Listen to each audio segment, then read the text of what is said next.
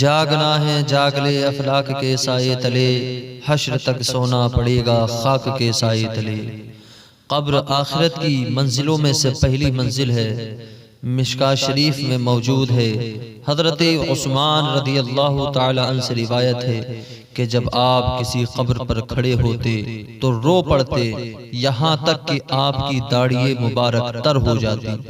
عرض کیا گیا کیا آپ جنت و دوزخ کا ذکر کرتے ہیں تو نہیں روتے مگر قبر دیکھ کر رو پڑتے ہیں؟ آپ نے کہا کہ نبی اکرم صلی اللہ علیہ وسلم نے فرمایا ہے کہ قبر آخرت کی منزلوں میں سے پہلی منزل ہے۔ اگر بندہ اس سے نجات پا گیا تو اس کے بعد کا معاملہ آسان ہو جاتا ہے، اور اگر اس منزل ہی سے نجات نہ ملی تو اس کے بعد کا مرحلہ اس سے کہیں سخت تر ہوگا۔ حضرت عثمان نے کہا کہ رسول صلی اللہ علیہ وسلم نے یہ بھی فرمایا تھا کہ اور میں نے اتنا خطرناک کوئی منظر نہ دیکھا قبر کا جتنا خطرناک منظر ہے۔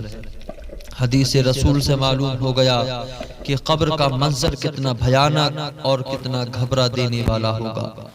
جبھی تو حضرت عثمان غنی رضی اللہ تعالی عنہ کسی قبر پر تشریف لے جاتے، کسی قبر پر کھڑے ہوتے تو اس قدر روتے کہ چشمانی مبارک سے اس قدر آنسو گرتے کہ آپ کی داڑھی مبارک تر ہو جاتی، کیونکہ انہیں معلوم ہے کہ قبر آخرت کی منزلوں میں سے پہلی منزل ہے۔ جو یہاں پاس ہو گیا وہ آنے والی منزلوں میں بھی پاس ہو جائے گا، اور یہاں جو نجات پا گیا آنے والی منزلوں میں بھی نجات پا جائے گا۔ اور پھر یہ کتنی بڑی بات ہے کہ آقا فرماتے ہیں کہ میں نے قبر سے بڑھ کر کوئی بھیانک اور دردناک منظر نہیں دیکھا۔ آگاہ اپنی موت سے کوئی بشر نہیں، سامان 100 برس کا ہے پل کی خبر نہیں۔ حضرات، آج ہمارا احساس کتنا مر چکا ہے اور ہمارا دل کتنا مردہ ہو چکا ہے کہ آئے دن ہم دیکھ رہے ہیں کہ کسی نہ کسی کا انتقال ہوتا ہے اور ہم اس کی لاش کو دفن کرتے رہتے ہیں، پھر بھی ہمیں موت کا ڈر نہیں، آخرت کا خوف نہیں، قیامت کا احساس نہیں اور ایمان کا پاس نہیں۔ صرف مکان، دکان، جائیداد کی فکر میں لگے رہتے ہیں، بال بچے عزیز و اقارب کے لیے بے چین و بے قرار رہتے ہیں، مگر یاد رکھیے یہ سب دنیا ہی میں رہ جائیں گے۔ گھر بھی یہیں رہ جائے گا، مکان بھی یہیں رہ جائے گا، دکان بھی یہیں رہ جائے گی، غرض کے ساری جائیداد یہیں رہ جائے گی۔ خالی ہاتھ سب کچھ چھوڑ کر جانا ہوگا۔ ہائے غافل وہ کیا جگہ ہے جہاں 5 جاتے ہیں 4 پھرتے ہیں۔ میرے عزیزو، ارشاد خداوندی ہے کل نفس ذائقۃ الموت، کل نفس ذائقۃ الموت کے تحت ہم سب کو مرنا ہی ہے۔ ایک دن ہم سب نہلائے جائیں گے، کفن بھی پہنائے جائیں گے اور دوسروں کے کاندھوں کے سہارے قبرستان تک جائیں گے۔ پھر ہمیں قبر میں اتار دیا جائے گا اور سپرد خاک کر دیا جائے گا۔ کیا بھروسہ ہے زندگانی کا، آدمی بلبلا ہے پانی کا۔ آئیے میں آپ کو بتاتا چلوں کہ قبر زبانی حال سے کیا کہتی ہے، پھر قبر کے تعلق سے ایک اور حدیث آپ لوگوں کے سامنے پیش کر رہا ہوں۔ حضرت ابو سعید رضی اللہ تعالی عنہ سے روایت ہے کہ نبی اکرم صلی اللہ علیہ وسلم اپنے مصلی پر تشریف لائے تو آپ نے دیکھا گویا کہ لوگ ہنس رہے ہیں۔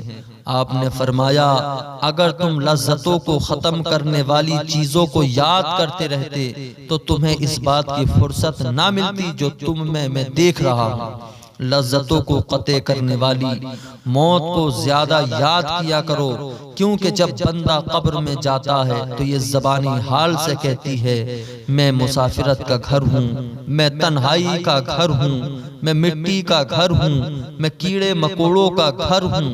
اور جب مومن بندہ دفنایا جاتا ہے تو قبر کہتی ہے تیرا آنا مبارک ہو، تو اپنے ہی گھر آیا، میری پیٹھ پہ چلنے والوں تم مجھ سے محبت کرتے تھے، میں تم سے محبت کرتی ہوں، لیکن آج جب تم میرے سپرد کیے گئے ہو، میرے پاس آئے ہو تو ان قریب دیکھو گے کہ میں تمہارے ساتھ کیا اچھا سلوک کرتی ہوں۔ چنانچہ اس کے لیے قبر حد نگاہ تک کشادہ کر دی جاتی ہے اور اس کے لیے جنت کا دروازہ کھول دیا جاتا ہے، اور جب گنہگار یا ظلم کرنے والا یا کافر آدمی دفن کیا جاتا ہے تو قبر کہتی ہے نہ تم مجھ سے محبت کرتے تھے اور نہ میں تم سے محبت کرتی ہوں، نہ تو تم مجھے مبارک ہو اور نہ ہی یہ تیرا گھر ہے، میری پیٹھ پر چلنے والوں میں سے میرے نزدیک تو سب سے زیادہ برا ہے، اور آج جب تو میرے سپرد کیا گیا ہے اور تو میرے پاس آیا ہے تو ان قریب تو دیکھے گا میں تیرے ساتھ کیا سلوک کرتی ہوں۔ یہ کہہ کر قبر سمٹ جائے گی یہاں تک کہ مل جائے گی اور اس کی پسلیاں ایک دوسرے میں داخل ہو جائیں گی۔ راوی کہتے ہیں یہ بات نبی کریم نے اپنے ہاتھوں کی انگلیوں کو ایک دوسری انگلیوں میں ڈال کر فرمایا، اور یہ بھی فرمایا اس کے لیے ایسے 70 اژدہے مسلط کیے جائیں گے کہ اگر ان میں سے ایک زمین میں پھونک مار دے تو رہتی دنیا تک اس میں کچھ نہ اگے گا، وہ اژدہے اسے ڈستے اور نوچتے رہیں گے۔ راوی کہتے ہیں رسول اکرم صلی اللہ علیہ وسلم نے فرمایا قبر جنت کے باغوں میں سے ایک باغ ہے یا جہنم کے گڈھوں میں سے ایک گڈھا ہے، آج لے ان کی پناہ، آج مدد مانگ ان سے، پھر نہ مانیں گے قیامت میں اگر مان گیا۔